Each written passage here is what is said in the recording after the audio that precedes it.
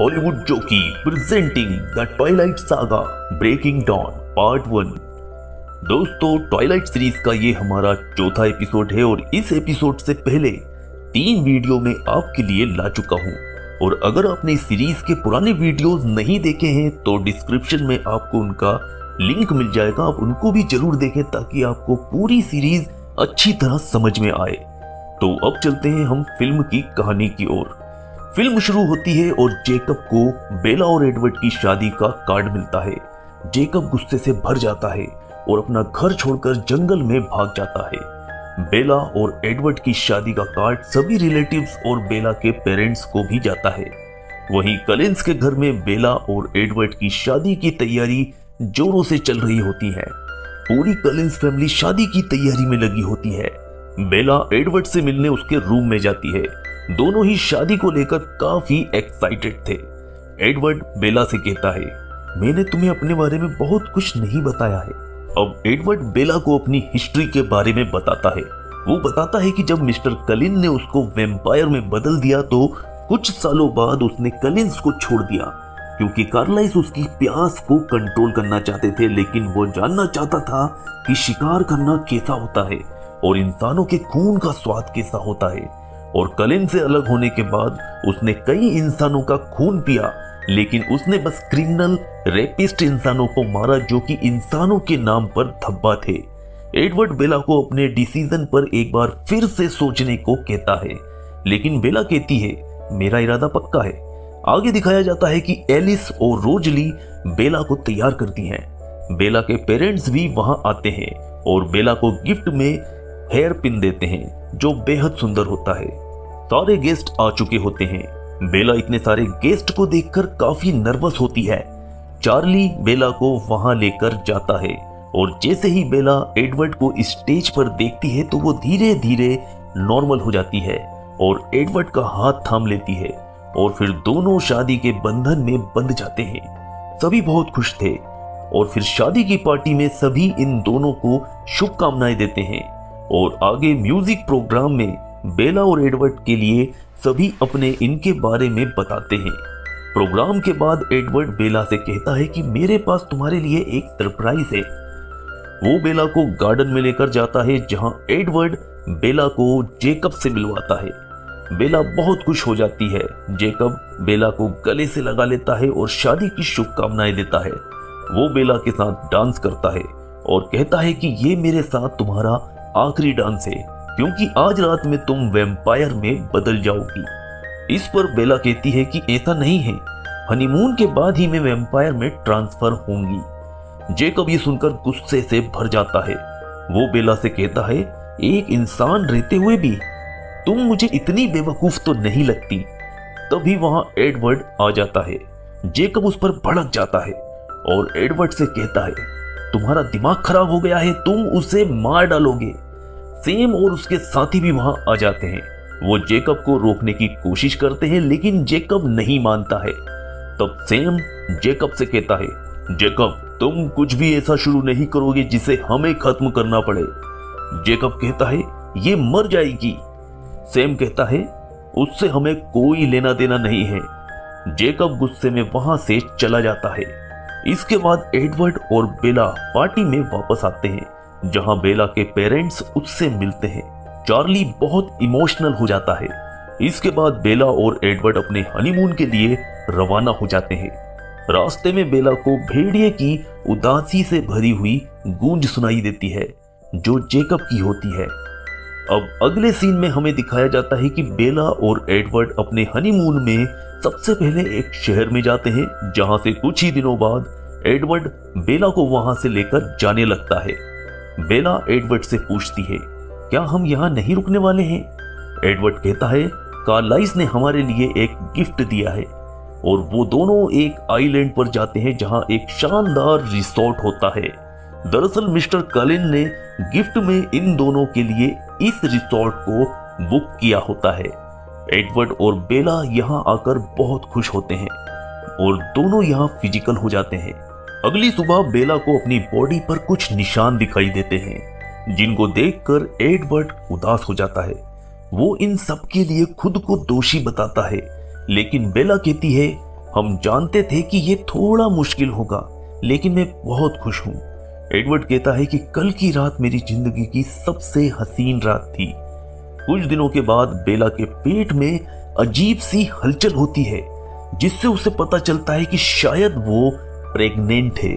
और जब वो इसके बारे में एडवर्ड को बताती है तो वो भी शॉक्ड हो जाता है।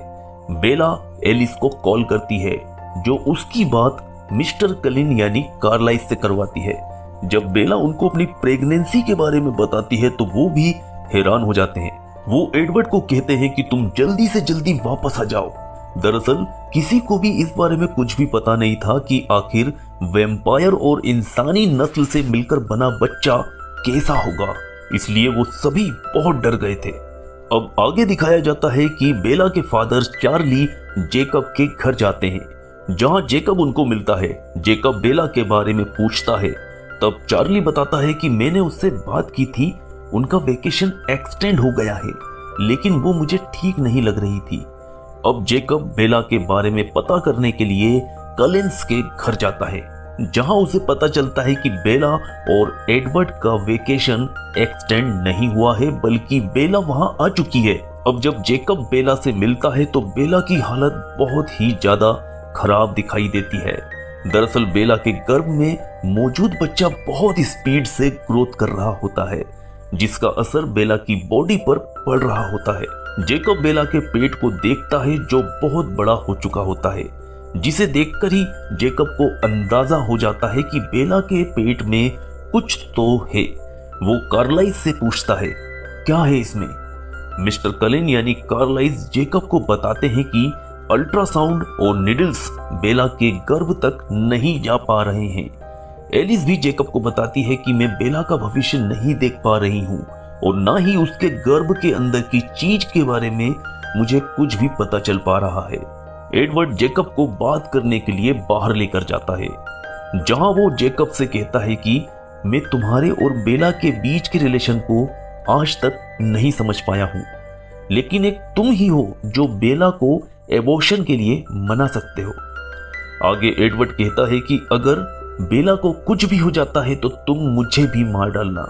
अब जेकब बेला के पास जाता है और उसे एबॉर्शन के लिए मनाने की कोशिश करता है।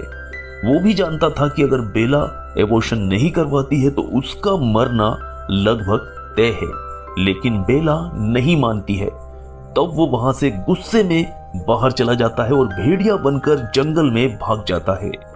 जंगल में जेकब की आवाज सुनकर सैम और उसके ग्रुप के लोग वहां आ जाते हैं, जहां जेकब उनको बेला और एडवर्ड से होने वाले बच्चे के बारे में बताता है। सैम डिसाइड करता है कि ऐसे अनोखे बच्चे को पैदा होने से पहले ही मार देना ही सही होगा, वरना ये भेड़िया समुदाय के लिए भी खतरा पैदा कर सकता है। वो बेला को मारने का आदेश देता है, लेकिन जेकब सैम के इस फैसले के अपोजिशन में खड़ा हो जाता है। दरअसल जेकब बेला से आज भी बहुत प्यार करता था और कोई उसे मारने का सोचे ये उससे बर्दाश्त नहीं होता है। वो सैम का ग्रुप छोड़ देता है और बेला की सिक्योरिटी के लिए कलिंस के घर चला जाता है। उसके पीछे पीछे दो और साथी भी सैम का ग्रुप छोड़कर जेकब के साथ हो जाते हैं। जेकब कलिंस को बताता है कि भेड़िए बेला को मारने के लिए हमला करने का प्लान बना रहे हैं। आगे वो बताता है कि सैम और उसके ग्रुप ने इस घर को चारों ओर से घेर लिया है। वो सीधा हमला नहीं करेगा, बल्कि तुम्हारे बाहर आने का इंतजार करेगा, इसलिए अब सबको सतर्क रहना होगा। अब जेकब और कलिंस घर की सुरक्षा करते हैं। अब बेला को दिखाया जाता है। बेला के शरीर में पल रहा बच्चा आधा वैम्पायर होता है, जो बेला के शरीर को लगातार कमजोर करते जा रहा होता है। यहाँ तक कि बेला की पसलियां भी अब टूटने लगी थी। बेला की लगातार खराब होती हालत को कवर करने के लिए बेला को ब्लड पिलाया जाता है और ब्लड को पीकर बेला को काफी अच्छा महसूस होता है। जेकब ब्लड बैंक से ब्लड को लेकर आता है। अब कार्लाइस जेकब से कहते हैं कि बेला कल बच्चे को जन्म दे सकती है, इसलिए उन्हें और ज्यादा ब्लड की जरूरत है। जेकब बताता है कि अब और ज्यादा ब्लड नहीं मिल पाएगा। तब कार्लाइस कहता है कि आज रात को हम ब्लड लेने बाहर जाएंगे। अब रात में जेकब कलिंस के घर के बाहर जाता है और सैम के ग्रुप के भेड़ियों को बुलाता है और उनको बातों में उलझाए रखता है। इतनी देर में मिस्टर एंड मिसेस कलिन एमिट के साथ वहां से निकल जाती हैं। जब भेड़ियों को पता चलता है तो वो उनका पीछा करते हैं, लेकिन पकड़ने में नाकाम रहते हैं। जेकब बेला से मिलने के लिए घर के अंदर आता है। वो बातें कर ही रहे होते हैं कि ब्लड का कप लेते समय बेला की कमर टूट जाती है, जिसके कारण उन लोगों को जल्दी से बेला की डिलीवरी करनी पड़ती है। मिस्टर कलिन एक डॉक्टर थे, लेकिन वो बाहर गए थे, इसलिए अब मजबूरी में इन सभी को ही बेला की डिलीवरी करनी होती है। एडवर्ड बेला के पेट को चीर देता है और वहां से बेबी को निकालता है। एडवर्ड बेहद खुश होता है। वो बेला को बताता है कि वो एक बेबी गर्ल है, लेकिन खून की कमी और कमजोरी के कारण बेला का शरीर उसका साथ छोड़ देता है और वो मर जाती है। एडवर्ड बहुत कोशिश करता है, लेकिन नाकाम रहता है। अब वो एक इंजेक्शन को बेला के हार्ट में इंजेक्ट कर देता है। जेकब पूछता है कि इसमें क्या है। एडवर्ड बताता है कि इसमें उसका जहर है, इससे बेला जल्दी रिकवर करेगी। एडवर्ड बेला की बॉडी पर कई जगह पर काटता है, लेकिन बेला की बॉडी में इन सब का कोई इफेक्ट नहीं होता है। जेकब बहुत दुखी होता है और बाहर चला जाता है। थोड़ा सोचने के बाद वो डिसाइड करता है कि वो उस बच्चे को मार डालेगा। अब जेकब उस बच्चे को मारने के लिए घर में जाता है, जहां रोजली बच्चे को रखी होती है। लेकिन जैसे ही जेकब बच्ची की आंखों में देखता है तो उसे उसका फ्यूचर दिखाई देता है कि वो बहुत तेजी से बड़ी हो जाएगी और कभी भी किसी को कोई नुकसान नहीं पहुंचाएगी। जेकब के सारे लगाव, सारे दुख मिट जाते हैं और जेकब अपनी छाप बच्ची पर छोड़ता है। वहीं दूसरी ओर सेम और उसका ग्रुप बेला और उसकी बच्ची को मारने के लिए कलिंस के घर पर हमला करता है।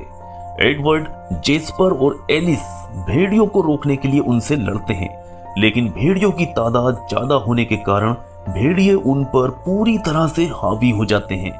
लेकिन इसके पहले कि भेड़िए इनमें से किसी को मार पाते, कार्लाइस और एमिट वहां आ जाते हैं और अब इन दोनों की तरफ से जबरदस्त फाइट होती है। लेकिन तभी इनके बीच में जेकब आ जाता है और सेम से कहता है, रुक जाओ, खेल खत्म हो गया है, उसे मारने से पहले तुम्हें मुझे मारना होगा। एडवर्ड सभी को बताता है कि जेकब ने बच्ची पर अपनी छाप छोड़ दी है, वो बच्चे को नुकसान नहीं पहुंचाएगा, क्योंकि ये भेड़ियों का पक्का नियम है। अब सेम और उसका ग्रुप वहां से चला जाता है। वहीं अगले सीन में हम देखते हैं कि बेला की बॉडी के अंदर कुछ हरकत होती है और उसकी बॉडी अनफिट से वापस फिट हो जाती है। दरअसल एडवर्ड का जहर बेला की बॉडी में फैलने से बेला भी वैम्पायर में तब्दील हो गई थी, इसलिए अब उसकी बॉडी अपने आप ही खुद को ठीक कर पा रही थी। अब जब बेला आंखें खोलती है तो उसकी आंखों का रंग भी ब्लैक से चेंज होकर रेडिश हो जाता है और फिल्म यहीं पर रुक जाती है। और साथ ही अंत में वोल्टुरी ग्रुप्स को दिखाया जाता है, जहां पर एरो अन्य जजों के साथ बैठा होता है और उनके सामने बेला और एडवर्ड की शादी का कार्ड आता है, जहां बाकी जज कहते हैं कि अब कलिंस फैमिली का मसला सॉल्व हो चुका है। जिस पर एरो कहता है, नहीं, अभी कुछ उनसे लेना बाकी है। दरअसल एरो को कलिंस फैमिली में से कुछ ऐसा है जिसको वो लेना चाहता है, जिसका पूरा डिटेल अगले पार्ट में यानी फाइनल पार्ट में हम देखेंगे। उम्मीद करता हूं दोस्तों आपको ट्वाइलाइट सीरीज का हमारा ये पार्ट भी अच्छी तरह से समझ आया होगा, पसंद आया होगा। इसका लास्ट पार्ट भी बहुत जल्द आपके सामने लेकर आऊंगा। वीडियो को लाइक जरूर कीजिएगा और कमेंट में बताइएगा कि आप कौन सी फिल्म का एक्सप्लेनेशन सुनना चाहते हैं। हम उसका भी एक्सप्लेनेशन बहुत ही जल्द करेंगे। Thanks for watching.